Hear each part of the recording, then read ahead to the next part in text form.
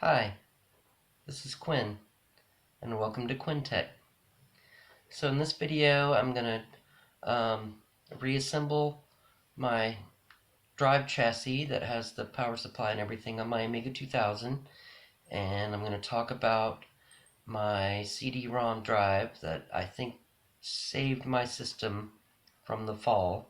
It took the brunt of the force, and you're going to see me working with the hard drive, some frustrations with that, and I'm going to have a little questionnaire, a little part where I'm talking about the MegAChip 2000, and there's a couple of different versions which I actually have access to, and then I'm going to do the smoke test. I'm going to try to fire up the Amiga. So come along on the journey. I'm having a fun time. I'm having a good time. Please enjoy this next episode, and thank you for joining me. And if you like this video, give me a thumbs up. If you don't like it, give me a thumbs down. I mean, I have about um, I have about 8 followers. If I get above 10, you know, I don't know. I might be too popular if I get above 10. So try to keep your subscriptions to a minimum, because I don't want to get too popular.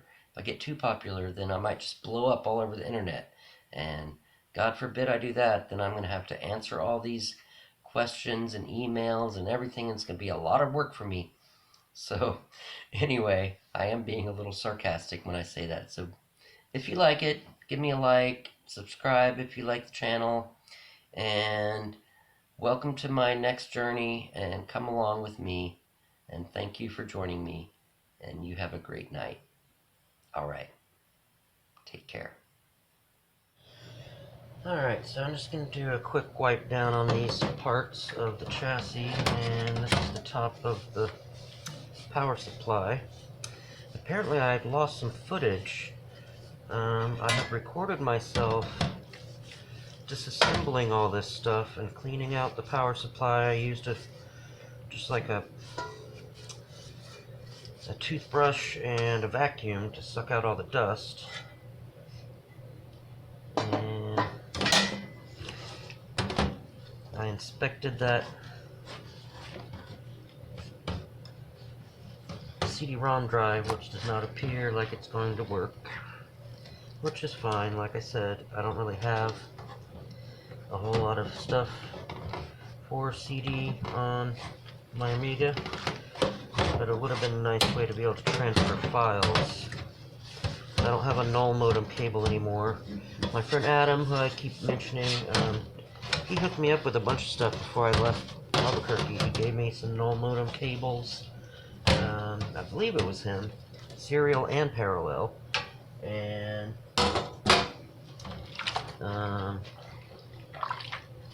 what else did he give me? Well, that's for an upcoming video. I don't want to spoil it. But he gave me a few Amiga little parts, just to wipe this down. And as I showed in the last video, which I apparently didn't record properly,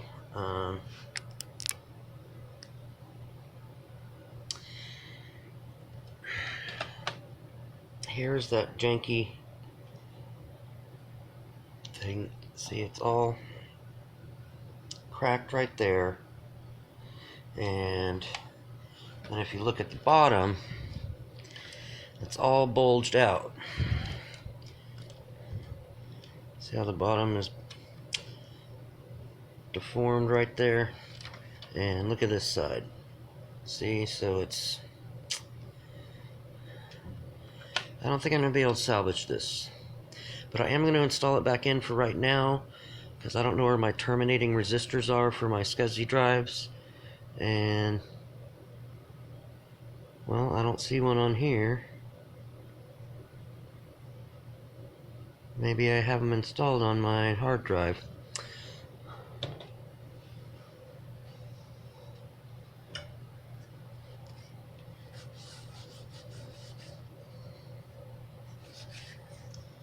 which is this right here. And I don't see anything to terminate on here. This is weird. Maybe these are self-terminating? I don't know.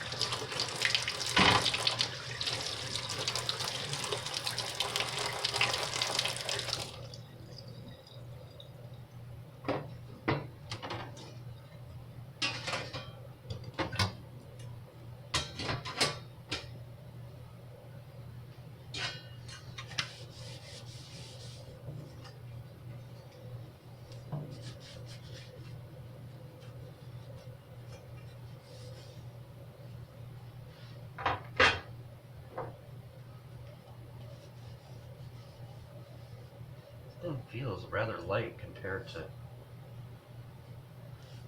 hard drives of more recent, maybe just because it's so small in capacity. It didn't need to be that heavy.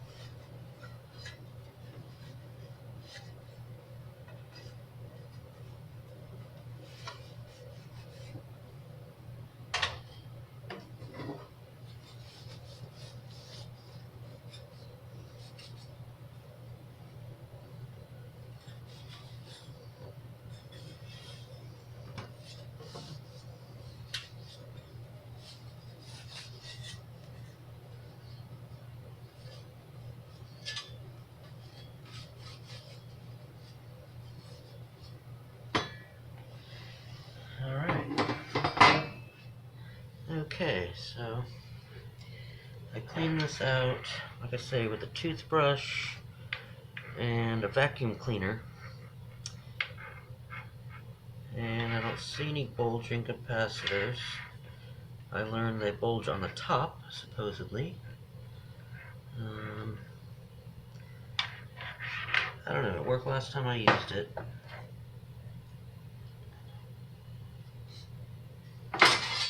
So I'm just going to put this back together. Oh, okay, that stays on the outside. Good.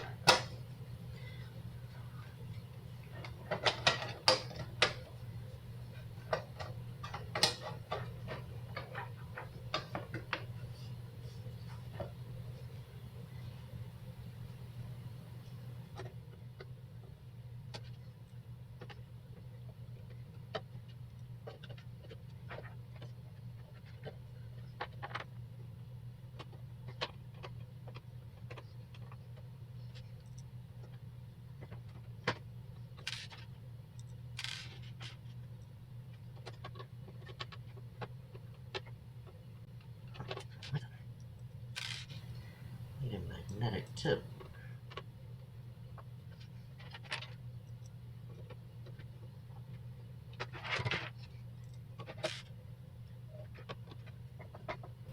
Alright, so that. And one of these little things has gone missing. Yay.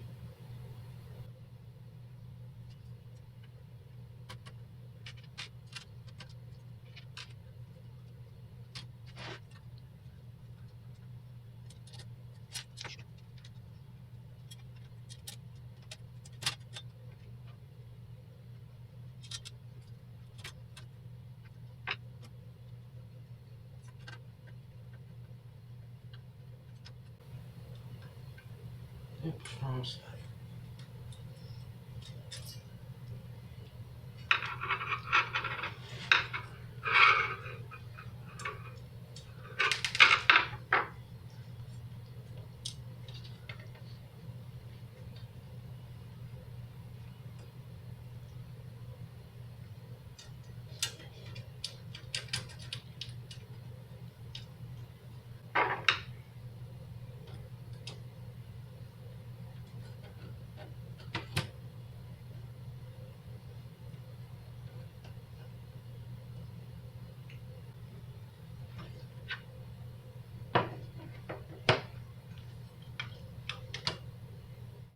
remount the hard drive.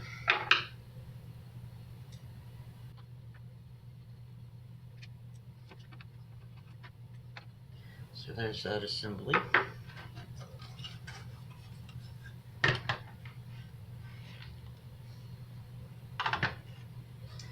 And I need to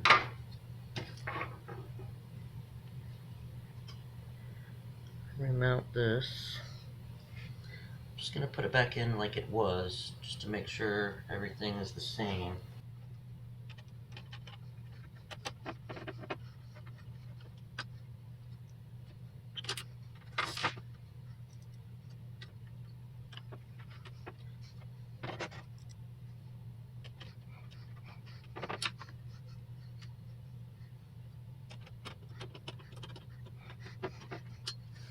Oh, one thing I forgot to mention on the last video, or that I did mention, the footage I lost, was, I think, because of all this damage here, I think this drive sacrificed itself for the rest of the machine. I think it took the brunt of the fall, and I think the rest of the machine's going to be okay, but this guy had to die in order for that to happen. So these just slot down here.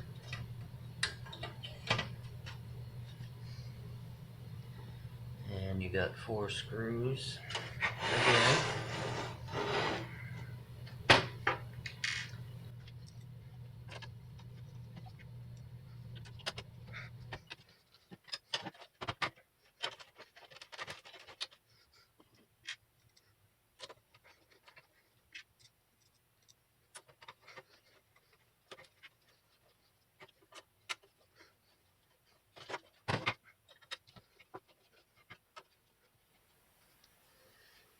Anyway, this one has a key. That must go there. And that must go there.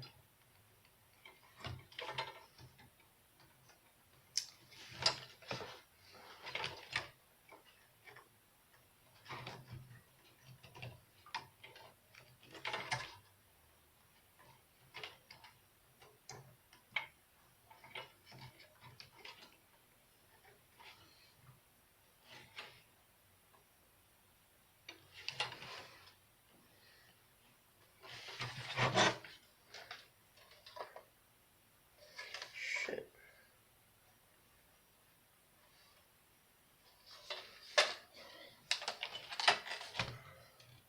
I have a bent pin. I have no idea how that could have happened. That's annoying.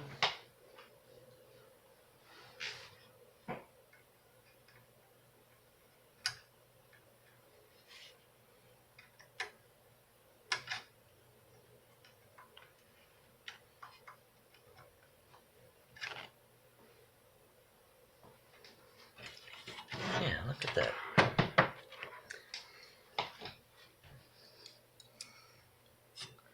Somehow, this pin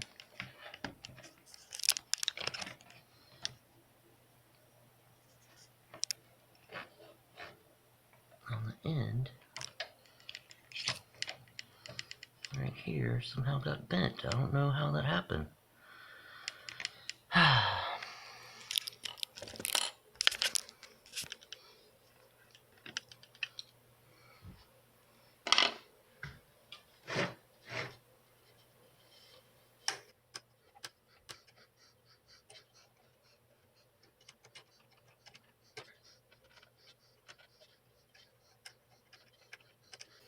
Very strange. I don't like it.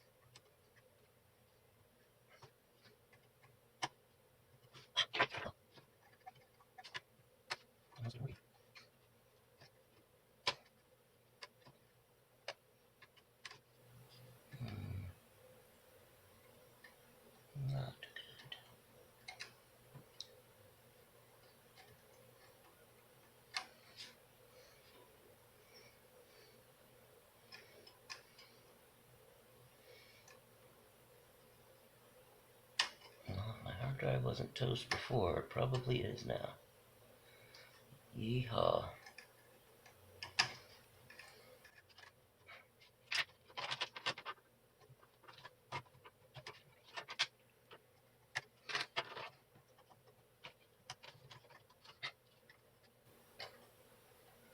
That thing's loose. Busted. That's cool.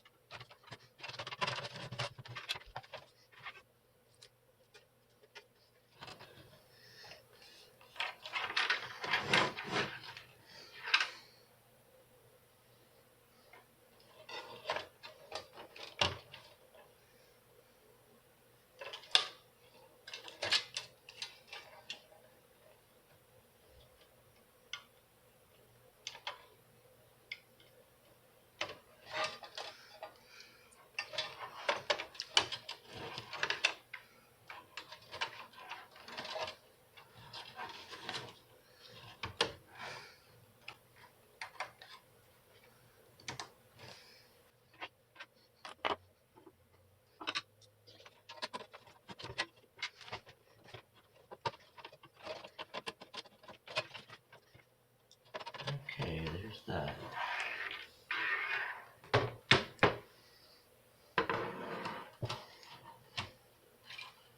Okay, I'm gonna reinstall this 68,000. Make sure all the legs go in right.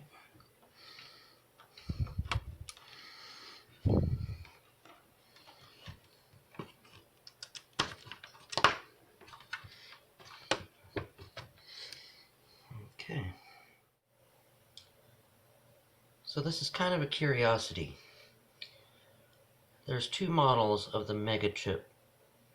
This is called the MegAChip 2500 and copyright 1992. And I actually have the user's guide for this one. See, there it is in the picture. There it is on your screen. But I have this other one, and this is what was installed in my board. And as you see, this only has one chip there, one chip there. That's probably 1 meg, right? And I know there's a more modern solution, because these are hard to find anymore, that has 2 megs. So I'm curious, so if you had an unmodified older revision A500 board that only had 512K and you didn't have the expansion 512K RAM, you could still get up to 2 megs with just installing the thing in the Agnes chip. So this one is actually called the MegAChip. This will focus. MegAChip Plus. So the only reference to this I found online was a photograph, and it was somebody on some sales board, and it said, you know, sale no longer available. It was from like a few years back. So if anybody knows what the difference is between the MegAChip 2000 and the MegAChip Plus, I'm just curious. My friend Adam was asking me about my first video, how did I hook this 9-pin RGB out, or 9-pin pin to your center 15 pin. Well, I have this cord. It goes from 9 pin to 15 pin. And I think I used this before I got the graphics board, which has 9 pin input and 15 pin output. So I'm going to see if this works.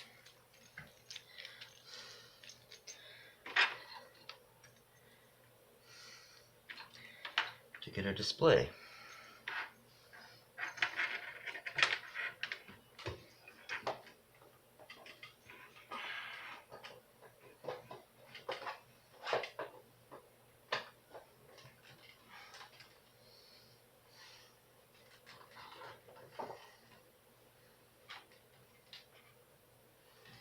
Alright, so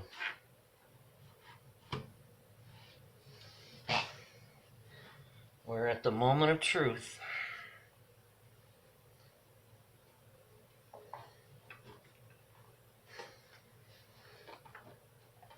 I don't have the floppy hooked up right now or anything else. I just want to see if I can even get a display out of this thing.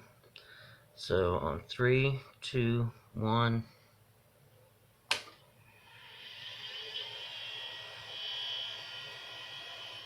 Yeah, that fan is noisy.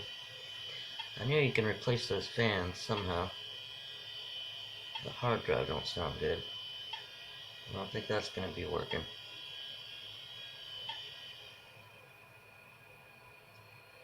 And I don't seem to be getting a display.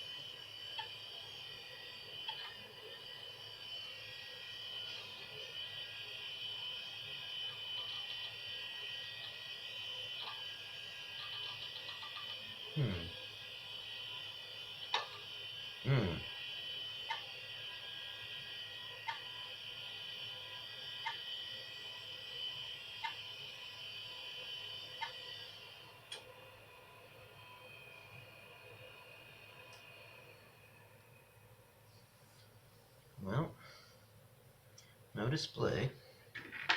Maybe I gotta use, maybe this thing didn't work.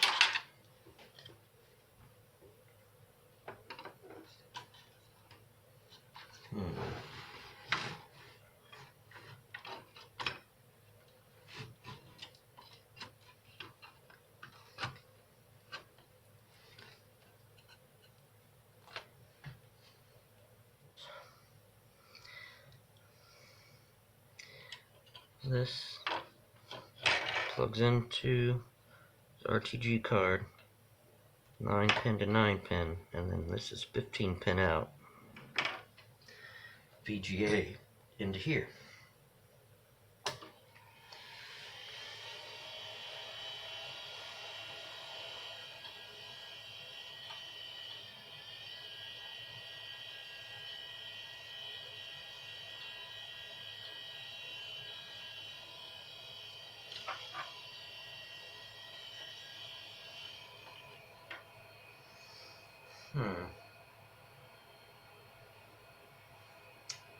No display.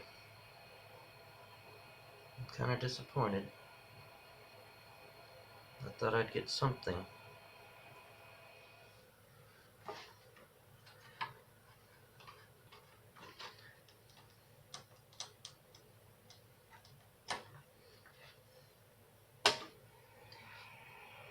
So, I'm pretty sure that hard drive is dead. Now, it's seeing a signal, but there's no display. So that's a positive sign. And that's just from this 9 pin to 15 pin. So, if I swap out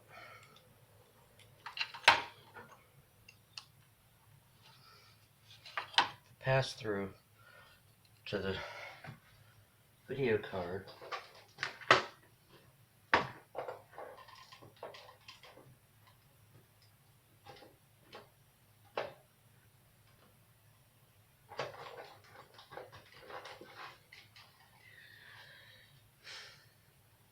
See, no signal.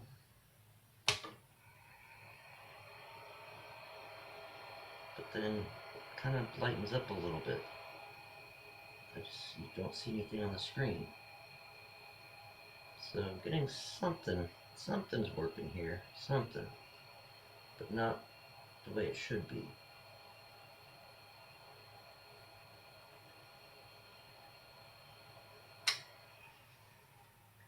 And see, it goes darker. I'm going to turn it on. It goes lighter.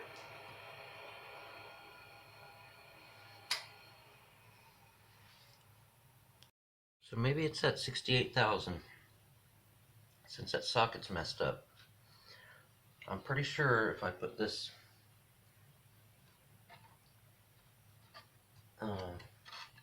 O30 board in here,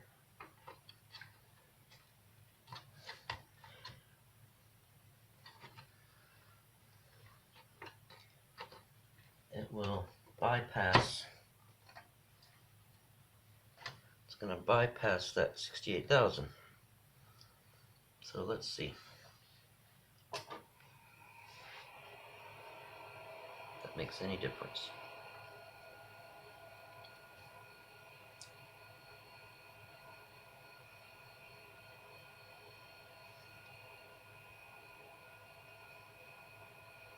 Doesn't appear to.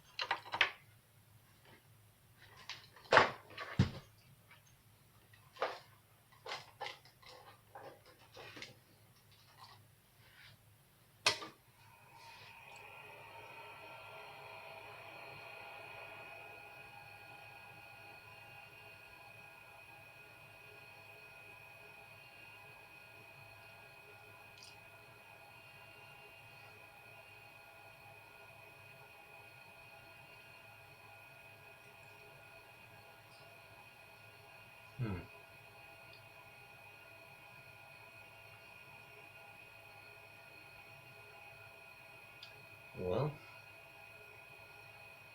ladies and gentlemen, she might be dead.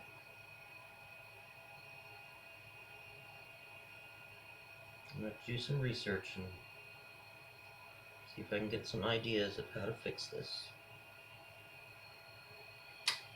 But for now, I guess I'm a little stumped.